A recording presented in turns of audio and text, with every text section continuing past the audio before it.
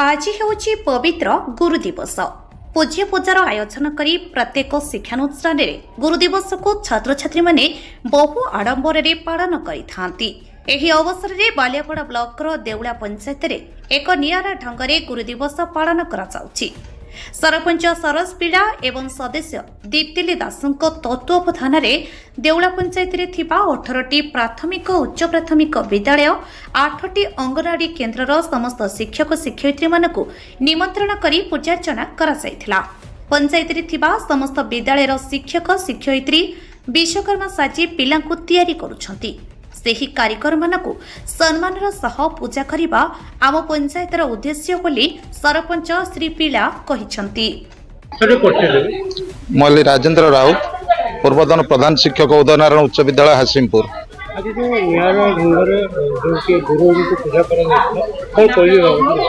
ନା এটা নিশ্চিত ভাবে এক স্বতন্ত্র এটা সমাজ গোটে নিশ্চিত ভাবে ভালো সন্দেশ দেলা, কারণ আম বালিয়াপাড়ার অন্যান্য পঞ্চায়েতরে এভাবে কোণী কার্যক্রম আমি কেবে দেখিনু। এটা গোটে নূয়া ঢঙ্গরে পরম্পরা হয়েছি এবং এথিপাই মু অনেক সাধুবাদ জনাউছি।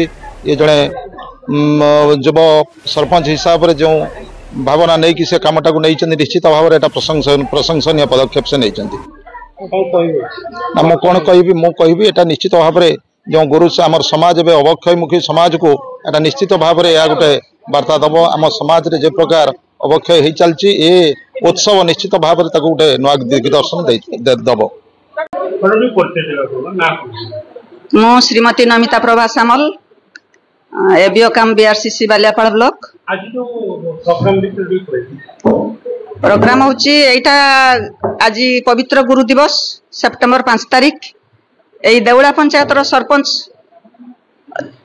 गत 3 वर्ष धरी यही कार्यक्रम टी ए पंचायत समस्त शिक्षक शिक्षयित्री तथा अंगनवाड़ी दीदी मान को नहीं सुंदर भावे पालन करुछंती। एठी से समस्त को संवर्धित करुछंती। ए पंचायत शिक्षक मानकू एटा गोटे नियारा परंपरा। वार्ता होची सरपंच यही कार्यक्रम करी आम समस्त को निजर कर्तव्य विषय सचेतन कराउछंती।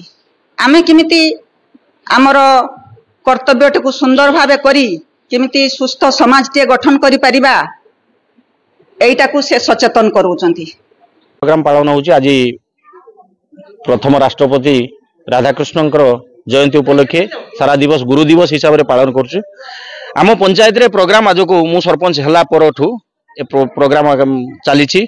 आम पंचायत समस्त school AP school high school एवं अंगनवाड़ी गुरुजी गुरुमा मान डाकी आम सम्मानित करूँ संवर्धित करूँ एवं तांको मध्य गोटे वार्ता दौ से आम पिला गठन कर आम पंचायत जेते जेते छोट छोट पिला से गठन कर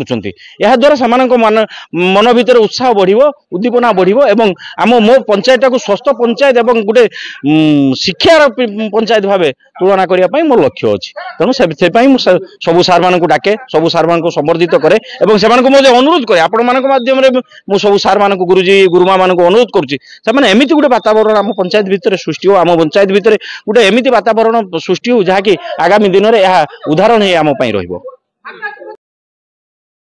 बालियापाड़ारू सुभद्रा राउतंक रिपोर्ट, मोबाइल टीवी।